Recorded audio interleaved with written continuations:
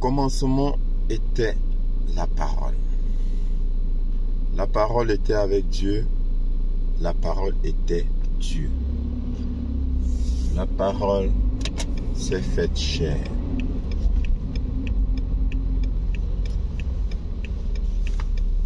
Bien-aimé dans le Seigneur, bien-aimé du Seigneur, bonjour. La Bible dit qu'au commencement était la parole. Au tout début,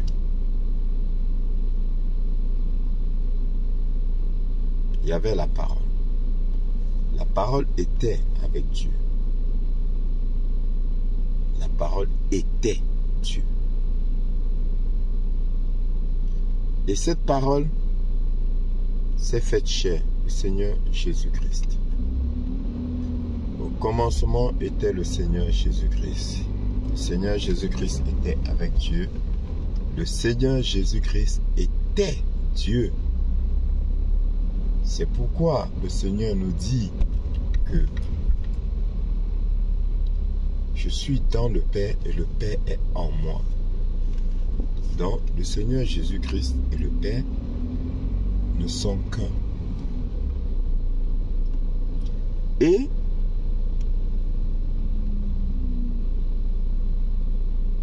ce singleton-là n'est autre que la parole. Alors, question. Comment peux-tu me dire que tu connais Dieu alors que tu ne connais pas la parole de Dieu, bien-aimé? Comment peux-tu connaître Dieu alors que tu ne connais pas la parole? Au commencement était la parole. La parole était Dieu. Dieu est parole. Bien-aimé, Dieu est parole. Tu ne peux pas connaître Dieu si tu ne connais pas la parole.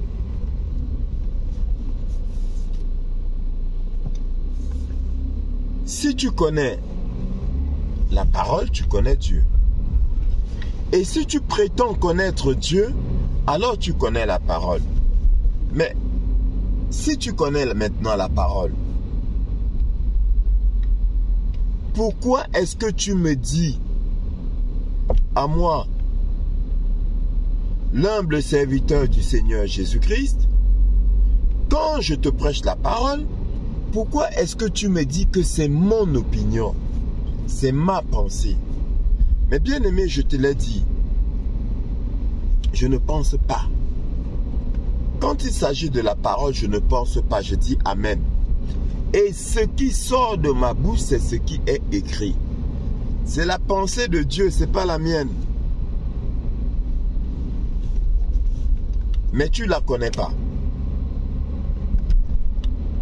Parce que tu ne connais pas Dieu. Si tu connaissais Dieu, tu dirais Amen à ce que je dis.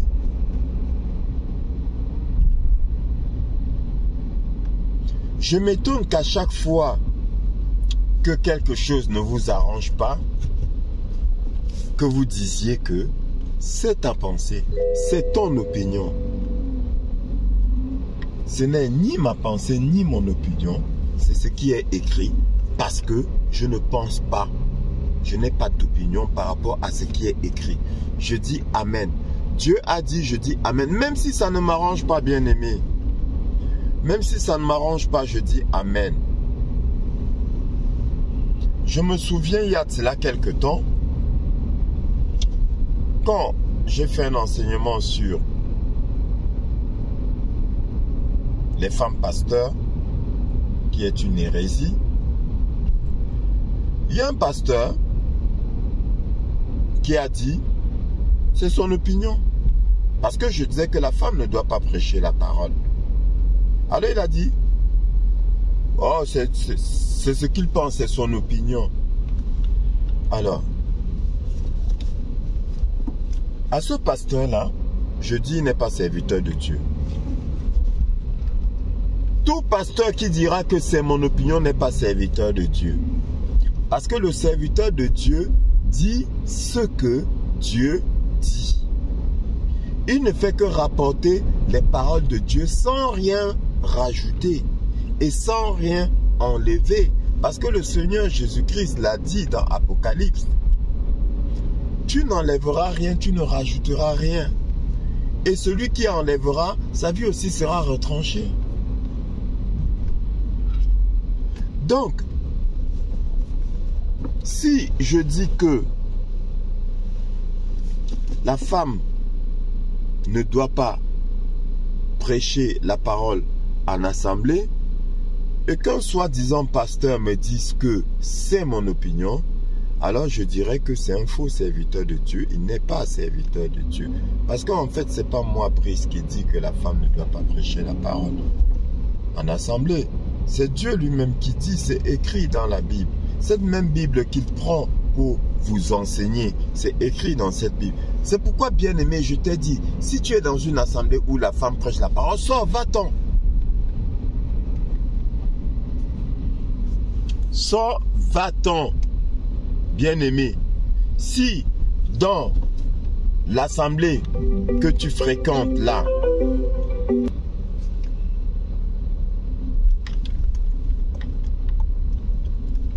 la même Bible qu'ils utilisent pour vous prêcher la parole, c'est cette Bible-là qui parle des interdits. Et eux, ils analysent à leur façon comme ça les arrange. Comme je vous ai dit, aujourd'hui on a papa pasteur, maman pasteur. Quand ce n'est pas le mari qui prêche, c'est la femme qui prêche. Pourtant la Bible l'interdit. Je dis la Bible l'interdit. C'est écrit noir sur blanc. Faut pas qu'on vous trompe, bien aimé. Faut pas qu'on vous... C'est écrit. Mais pourquoi c'est écrit et puis vous dites non et vous prétendez que c'est notre avis. C'est mon avis, c'est mon opinion. Quelle opinion? Je n'ai pas d'opinion. Je vous dis, en ce qui concerne la parole de Dieu, en tant que serviteur de Dieu, nous ne faisons que rapporter ce que Dieu a dit. Nous ne pensons pas. Pourquoi est-ce que le Seigneur parle de brebis? Une brebis, c'est quoi? Ce n'est autre qu'un mouton. Et quelle est la particularité du mouton? La particularité du mouton, c'est qu'il suit bêtement. Il suit sans réfléchir. On dit va à gauche, il va à gauche. Va à droite, il va à droite. Nous sommes les moutons du Seigneur. Quand le Seigneur nous dit allez à gauche, nous allons à droite. Allez à gauche, pardon, nous allons à gauche. Allez à droite, nous allons à droite. Montez, nous montons. Descendez, nous descendons. Quand le Seigneur dit quelque chose, parce que c'est le Seigneur, nous disons Amen. Nous sommes des moutons du Seigneur. Nous ne réfléchissons pas. Une brebis n'est autre qu'un mouton. Nous ne réfléchissons pas. Hein? Nous n'avons pas à dire que nous pensons, nous analysons ce que le Seigneur dit. Non, analysez quoi? Nous sommes qui? Nous n'analysons pas, nous répétons. Nous disons Amen et nous répétons, nous rapportons ce qu'il a dit. La femme ne doit pas prêcher la parole. Elle ne doit pas prêcher la parole. Ne vous souciez pas du lendemain. Nous faisons l'effort de ne pas nous soucier du lendemain. Alors d'où ça vient que quand je te dis, bien-aimé, que ne te soucie pas du lendemain, tu n'as pas à te soucier du lendemain, tu dis que c'est ma pensée. Ou encore quand je te dis que les choses de la terre, nous ne devons pas nous attacher aux choses de la terre, tu me dis que c'est ma pensée. Ce n'est pas ma pensée. Le Seigneur a dit quoi? Celui qui aime le monde et les choses qui sont dans le monde, l'amour du Père n'est pas en lui. C'est écrit noir sur blanc. Est-ce que c'est moi qui ai écrit? Est-ce que c'est moi qui ai écrit? C'est pas moi qui ai écrit. C'est pas moi qui ai écrit. Oui, après on dit, oui, toute chose appartient au Seigneur. Bien sûr, toute chose appartient au Seigneur. Mais un père qui a des richesses, il peut avoir des richesses et dire à son enfant que ne regarde pas telle richesse, non? Ça lui appartient. Il décide comme il veut. Oui. Je peux avoir des millions et puis je dis à mon fils, ne regarde pas mes millions. C'est moi qui décide. Et si je dis, il doit obéir, point barre, c'est tout. Donc quand le Seigneur nous parle, nous devons obéir. Oui, tout lui appartient. Mais ce n'est pas parce que tout lui appartient que nous devons aimer toutes ces choses-là. Il dit, N'aimez pas les choses qui sont dans le monde. Et c'est quoi les choses qui sont dans le monde? Tout ce que vos faux pasteurs là, vous prêchent là, l'évangile de la prospérité, tout ce qu'ils citent là, c'est les choses du monde. Oui, bien-aimé, c'est les choses du monde. Le Seigneur dit quoi? Il est écrit dans la parole de Dieu.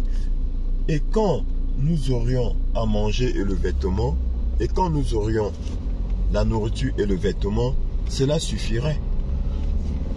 Et quand nous aurions la nourriture et le vêtement, cela suffirait. Donc, ça veut dire que il y a deux choses essentielles. La nourriture et le vêtement. Le reste n'est que futilité. Le reste n'est pas important. Mais quand je te dis ça, tu dis que c'est ma pensée. Quelle pensée? Mais c'est ce qui est écrit. Je vous répète, un enfant, tout enfant reconnaît la voix de son père. Si toi tu dis non, alors sache que Dieu n'est pas ton père. C'est moi qui te dis. Si tu dis que c'est ma pensée là, ce que Dieu a dit, tu dis que c'est ma pensée, sache donc que Dieu n'est pas ton père. Parce que si Dieu est ton père, tu dis Amen. Si tu reconnais que Dieu est ton père, tu dis Amen. Oui.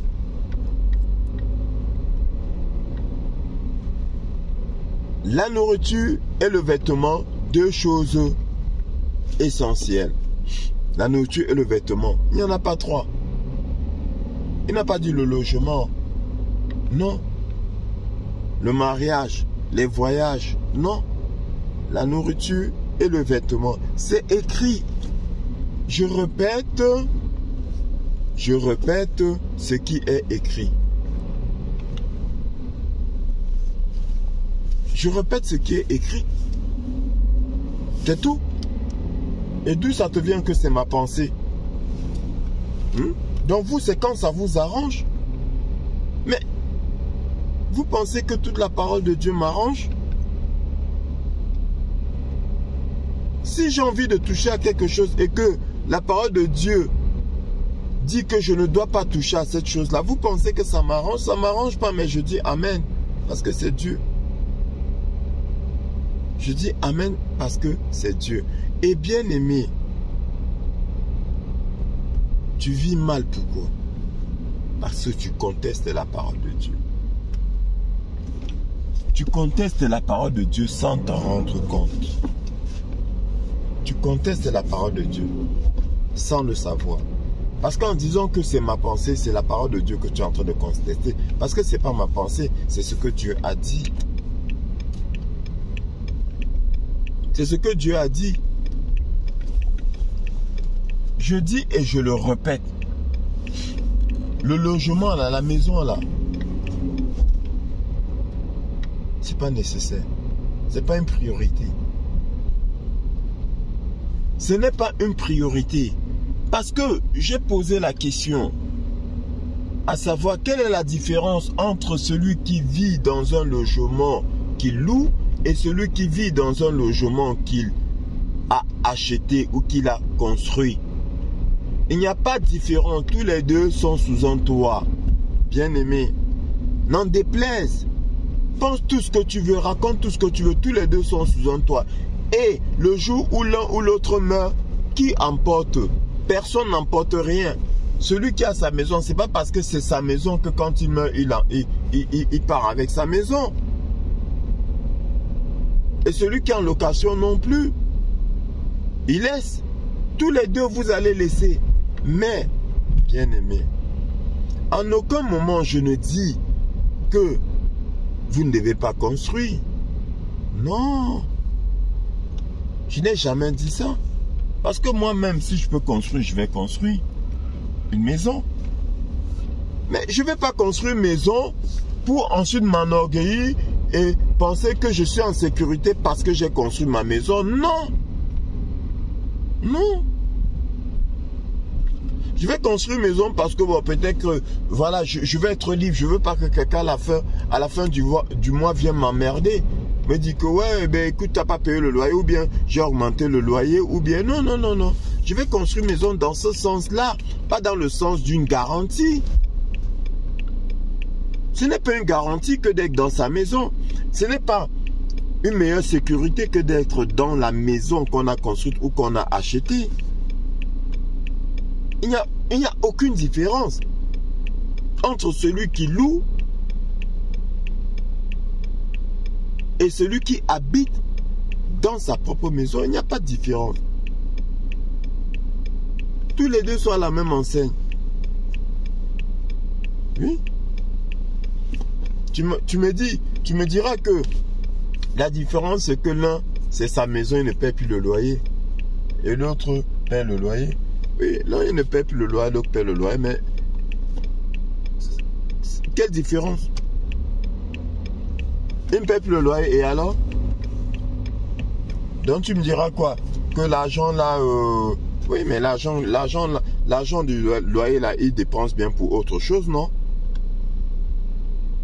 Il dépense bien pour autre chose.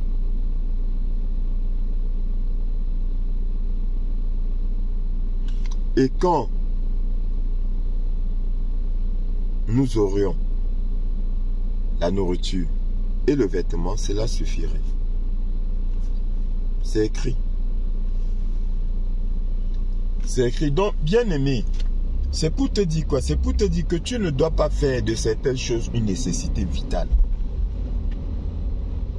Les seules choses importantes, c'est la nourriture et le vêtement. Le reste, la voiture, maison, je ne sais pas quoi d'autre, c'est pas important.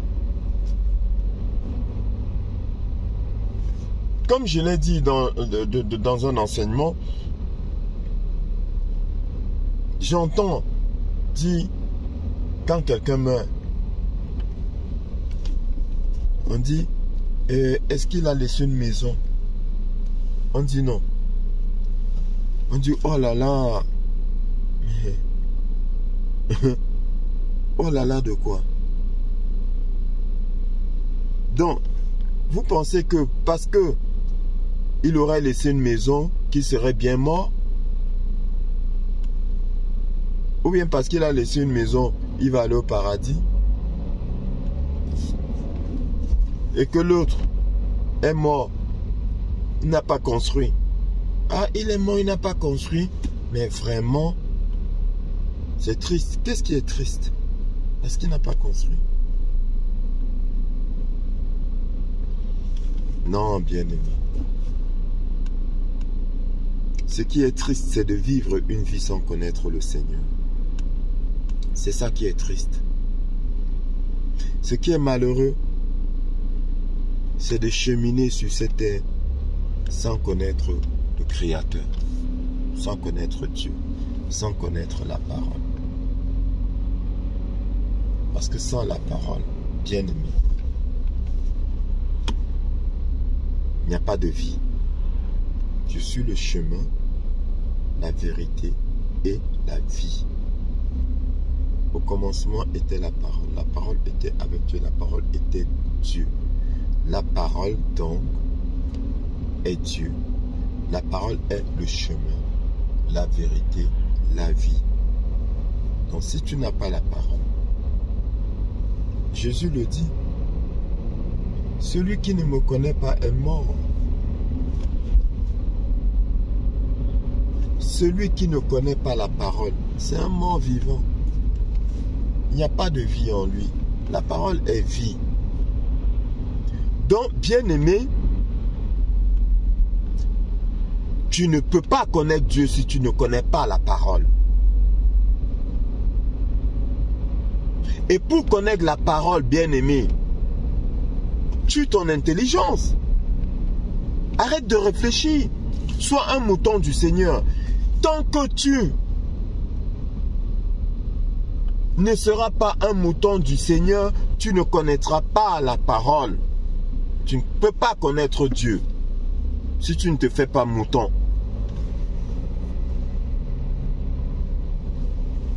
Oui. Parce que vous prenez la parole et vous mettez à réfléchir et essayez de confronter avec les réalités de ce monde ou bien les temps modernes, puisque j'entends très souvent les gens dire que oui, mais les temps ont changé. D'accord? Les temps ont changé. Et je pose la question, est-ce que la parole a changé? Est-ce que la parole a changé? Oui, c'était avant qu'on faisait ça, hein, les temps ont changé. Ah. C'est avant que la femme devait être soumise. Avant quoi? Avant quoi? Est-ce que la parole a changé? Je suis le même hier, aujourd'hui et éternellement, dit le Seigneur. Au commencement était la parole était avec Dieu, la parole était Dieu. Je suis le même hier, aujourd'hui et éternellement, dit la parole. La parole est la même hier, aujourd'hui et éternellement. Tant qu'il y aura vie, la parole sera la même. Elle ne change pas. Ne vous conformez pas au siècle présent, mais soyez transformés par le renouvellement de l'intelligence.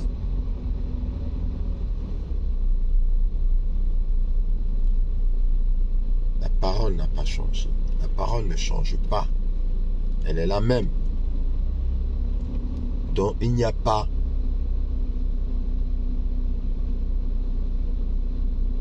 les temps ont changé.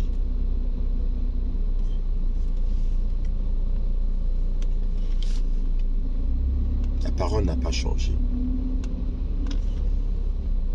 Connais la parole et tu connaîtras Dieu. Si tu ne connais pas la parole, tu ne connais pas Dieu. Parce que tu ne peux pas dissocier la parole de Dieu. Ce n'est pas possible. Donc je m'étonne que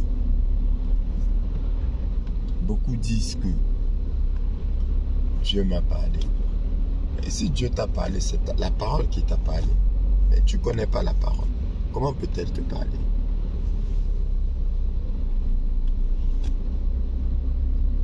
Beaucoup de démons vous parlent, vous dites que c'est Dieu qui vous parle. Ce n'est pas Dieu qui vous parle. Ce n'est pas Dieu qui vous parle. Si tu as la parole en toi te parlera. Ne savez-vous pas que vous êtes le temple du Saint-Esprit? Le Saint-Esprit est parole. Et si le Saint-Esprit vit en toi, le Saint-Esprit en tant que parole te parlera.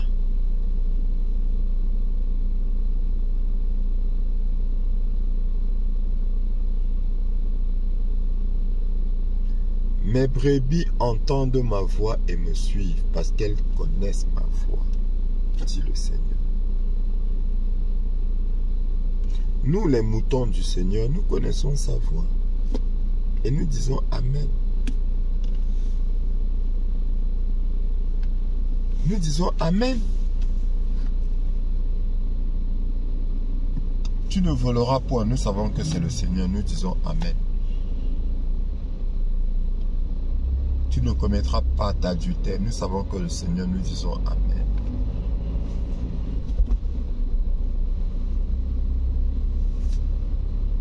La femme ne doit pas prêcher la parole en assemblée. Nous savons que le Seigneur, c'est le Seigneur et nous disons Amen. Celui qui aime le monde et les choses qui sont dans le monde, l'amour du Père n'est point en lui. Nous savons que c'est le Seigneur qui a dit et nous disons Amen. Donc si moi, j'aime les choses du monde, je n'ai pas l'amour du Père en moi.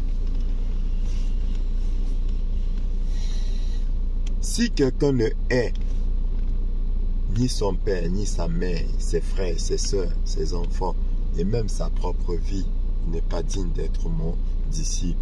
Nous savons que c'est le Seigneur et nous disons Amen. D'où ça vient que tu me dises que c'est mon opinion? Ce n'est pas mon opinion. C'est Dieu qui dit. C'est Dieu qui dit, bien-aimé. Pourquoi veux-tu t'accrocher seulement à ce qui t'arrange. Ça t'arrange, tu prends. Ça ne t'arrange pas, tu rejettes, tu dis que non. C'est pas Dieu qui a dit, pourtant c'est écrit.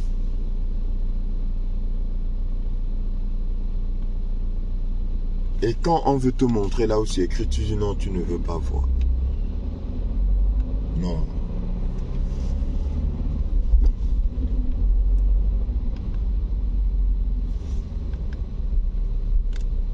Interroge-toi, bien-aimé du Seigneur. Interroge-toi. Pose-toi la question. Est-ce que l'amour du Père est vraiment en moi? Suis-je vraiment un enfant de Dieu? Et si tu te rends compte que tu n'es pas un enfant de Dieu, il est temps pour toi d'être un enfant adoptif de Dieu. Oui. Donc de croire en Jésus-Christ et de te faire baptiser. Parce que, bien-aimé, il y a deux types d'enfants. Il y a les enfants légitimes et il y a les enfants adoptifs. Moi, en tant qu'enfant légitime du Seigneur, je n'ai pas besoin de croire. Je crois dès ma naissance. Je crois même avant d'être né. Donc, dis que quelqu'un va me poser la question, crois-tu que Jésus-Christ est ton Seigneur et Sauveur? Je ne crois pas, je le sais, c'est en moi. Je ne sais pas si tu me comprends. C'est en moi, je n'ai pas besoin de... Je ne sais pas comment expliquer ça.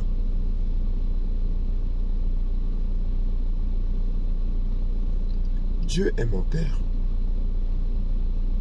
Je n'ai pas besoin d'aller faire autre chose pour qu'il soit mon Père. Il est mon Père.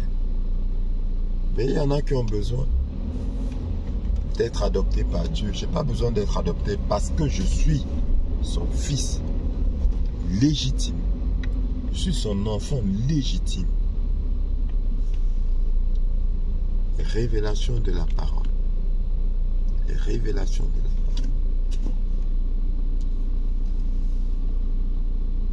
Allez prêcher la bonne nouvelle. Celui qui croira et qui sera baptisé sera sauvé.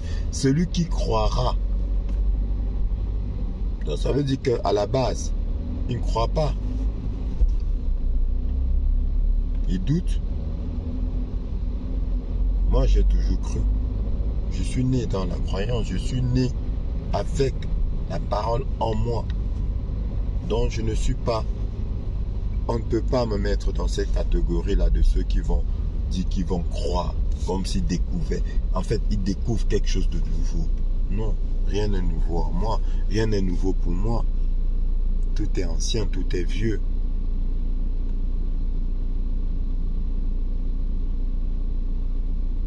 Je connais Dieu parce que je connais la parole. Et parce que je l'accepte. Même si elle me condamne, je l'accepte. J'accepte même qu'elle me condamne. Mais oui. J'accepte même qu'elle me condamne. Je suis un mouton du Seigneur, bien-aimé.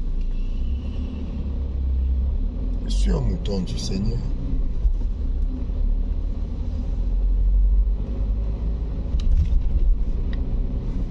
Donc arrête de dire que c'est mon opinion. Je n'ai pas d'opinion.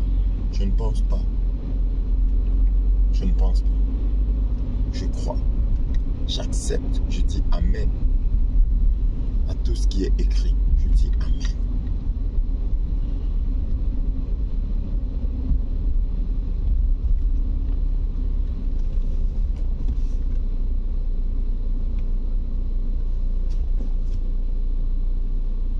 Dans les derniers temps, les gens auront la démangeaison d'entendre des choses agréables. Ce qui vous arrange, c'est ce qui est agréable à entendre. Et bien sûr, c'est ce qui est agréable à entendre. Pourquoi est-ce qu'on ne suit pas les vrais serviteurs de Dieu? Les vrais serviteurs de Dieu, là, ils n'ont pas beaucoup de disciples, ils n'ont pas beaucoup de fidèles. Hein? Ah non? Parce que ce qu'ils disent, ce n'est pas agréable à entendre. Ils disent la vérité, ils disent des choses qui condamnent, ils disent des choses qui accusent. Ils disent des choses qui dénoncent.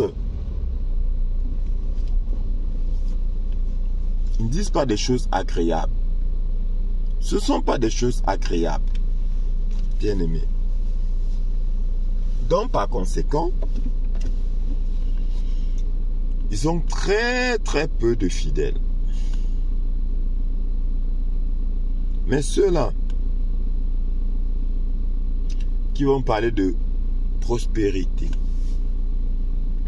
Tu veux voyager, viens à Jésus. Tu veux te marier, viens à Jésus. Tu veux un enfant, viens à Jésus. Tu veux une maison, viens à Jésus. Tu veux un travail, viens à Jésus. Ceux-là qui vont vous mettre des titres pompeux dans leur enseignement, vous allez les suivre parce que vous avez soif de ça.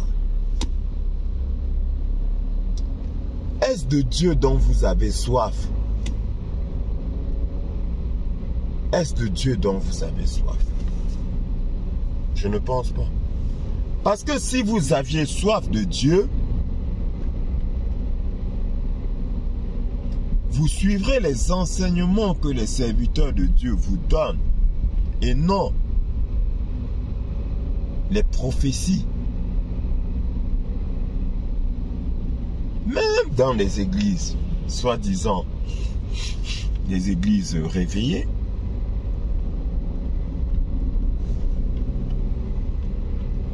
le culte n'est bon que quand il y a des prophéties. Dès que le pasteur dit « je prophétise dans ta vie », tout le monde est content.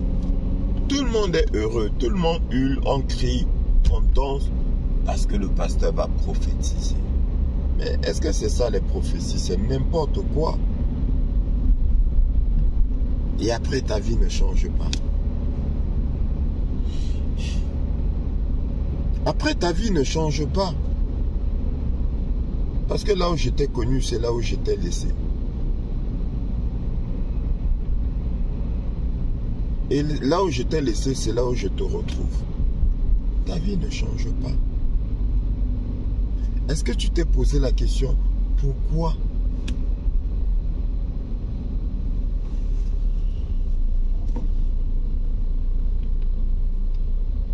L'apôtre Paul dit que toutes ces choses-là, les choses du monde, il les regarde comme de la boue. Comme de la boue. Es-tu arrivé au point de regarder les choses du monde comme de la boue, bien-aimé? De regarder la voiture comme de la boue. De regarder les bijoux comme de la boue. De regarder la maison comme de la boue. Tant que tu ne vas pas arriver à ce point, à ce niveau-là, bien-aimé, tu ne connais pas Dieu. Tu ne connais pas Dieu.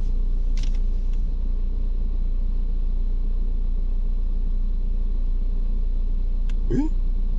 Parce qu'aujourd'hui, dès lors que quelqu'un a une belle voiture, une belle maison, un bon boulot, bon, on n'entend pas bon boulot, un boulot qui paye bien, mais c'est pas ça la définition d'un bon boulot. Donc dès lors que une personne a ça, on dit Dieu l'a béni. Ah, ben, parce qu'aujourd'hui on résume la bénédiction à la possession des choses de la terre. Dieu l'a béni. Qui s'est posé la question à savoir s'il est heureux? Qui s'est posé cette question? Personne. On conclut qu'il est heureux parce qu'il a une belle voiture, une belle maison, un bon travail, un travail qui paye bien. On conclut qu'il est béni, donc il est heureux. Non. C'est pas ça la bénédiction, bien aimé. La bénédiction ne réside pas en la possession des choses du monde. C'est vrai, le Seigneur dit l'or et l'argent m'appartiennent. Et c'est pas parce que tu es rempli d'or et d'argent que ça signifie que tu es béni. Non. Même le démon peut te donner l'or et de l'argent. C'est un voleur. Il y a des receleurs, non? Il y a des mecs, tu rentres dans leur maison, ils ont téléviseur, grosse télé, écran plasma qui prend tout le mur, salon en cuir et tout. Mais produit du recel. ça a été volé et c'est chez lui. Donc, l'or et l'argent appartiennent à Dieu, oui. Mais ce n'est pas parce que quelqu'un a de l'or et de l'argent que ça signifie que c'est Dieu qui les lui a donnés. Non. Non. Ça peut provenir du diable. Réfléchis, bien-aimé. Réfléchis. Il est béni. Parce qu'il est riche. Dieu l'a béni. N'importe quoi. Ouais, je te dis n'importe quoi. Il est heureux. Oui, Dieu l'a béni. J'ai pour toi des plans de bonheur et de paix. Et non de malheur.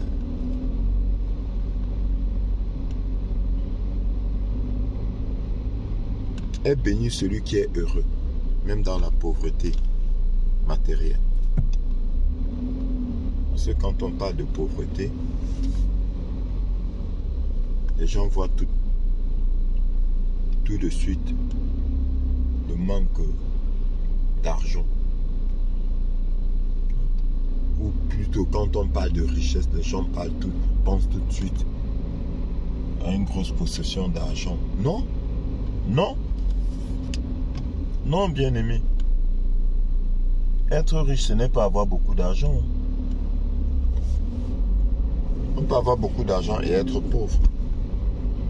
Être riche financièrement, c'est avoir beaucoup d'argent, de biens matériels. Les choses de la terre. Donc, bien-aimé,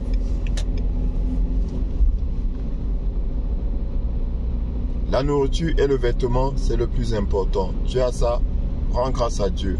Le reste, on s'en fout. Le reste, on s'en fout. Et ce n'est pas mon opinion, c'est la parole écrite. C'est la parole de Dieu. C'est la parole de Dieu.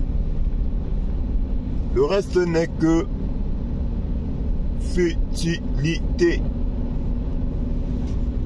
Le reste n'est pas important. Il n'y a pas de différence entre toi qui vis dans ta maison et l'autre qui est en location. Mais si tu peux construire ta maison, construis ta maison. Mais n'en fais pas un orgueil. Une prétention. Oui. Parce qu'au final, beaucoup aujourd'hui courent. Beaucoup aujourd'hui s'époumonnent.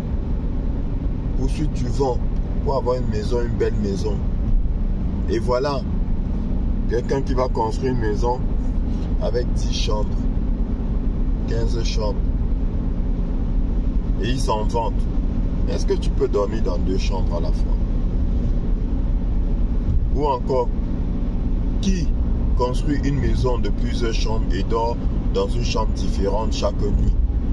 Aujourd'hui, il dort dans la chambre de l'aile gauche, demain, il dort dans la chambre de l'aile droite, et ainsi de suite. Qui? Mais personne.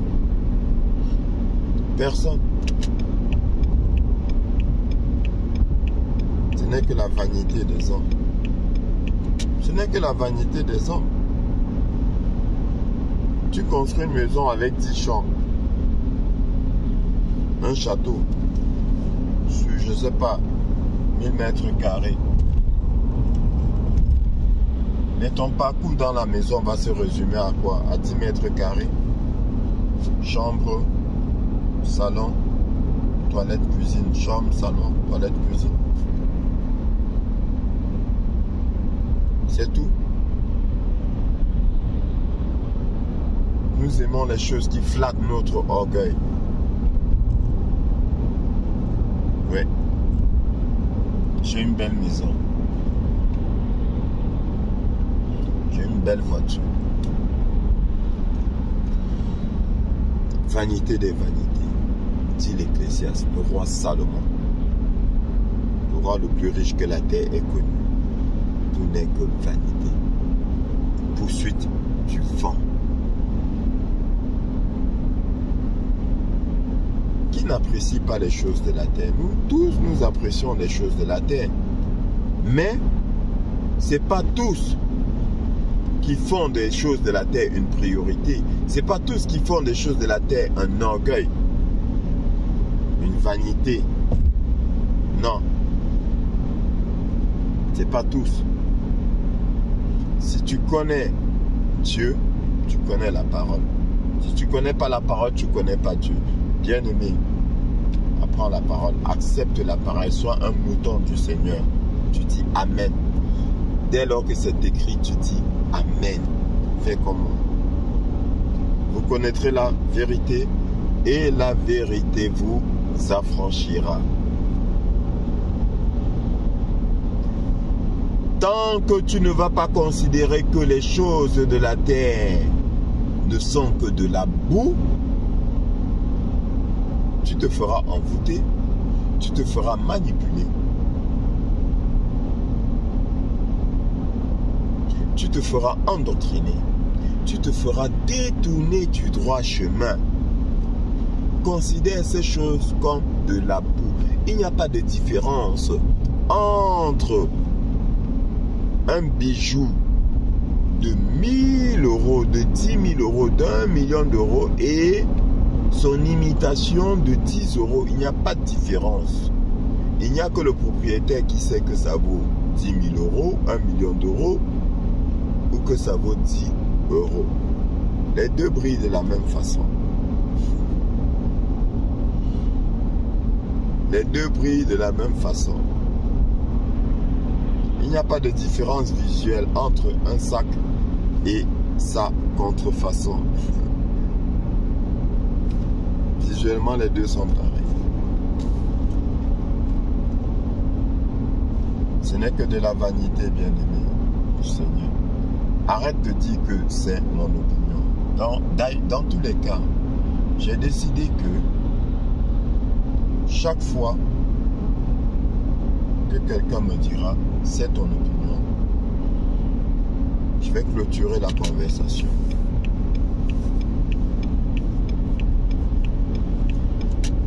Tout enfant reconnaît la voix de son père. Quand c'est la parole de Dieu, je reconnais et je dis Amen. Et si toi tu ne dis pas Amen, ça signifie que Dieu n'est pas ton père. C'est peut-être radical, mais c'est la vérité. Sur ce bien-aimé du Seigneur, je te souhaite une bonne journée, que le Seigneur continue de te bénir, qu'il t'ouvre l'esprit pour que tu puisses mieux comprendre les Écritures, qu'il fasse de toi son mouton, que tu puisses dire Amen à tout ce qui est écrit. Et c'est en disant Amen à tout ce qui est écrit, bien-aimé, que tu auras une meilleure vie. C'est la parole de Dieu qui te donne une meilleure vie. Ce n'est pas les richesses de cette terre qui te donnent une meilleure vie. Donc, celui qui ne connaît pas la parole et qui a toute la richesse de la terre n'est qu'un misérable. Il n'est pas différent d'un animal. C'est un mort vivant. Celui qui ne me connaît pas, il n'y a point de vie en lui, dit le Seigneur Jésus-Christ. Mais si tu as la parole, si tu as le Seigneur en toi, tu as le bonheur en toi, tu as la vie en toi. Vous connaîtrez la vérité et la vérité vous affranchira. Que le Seigneur te garde.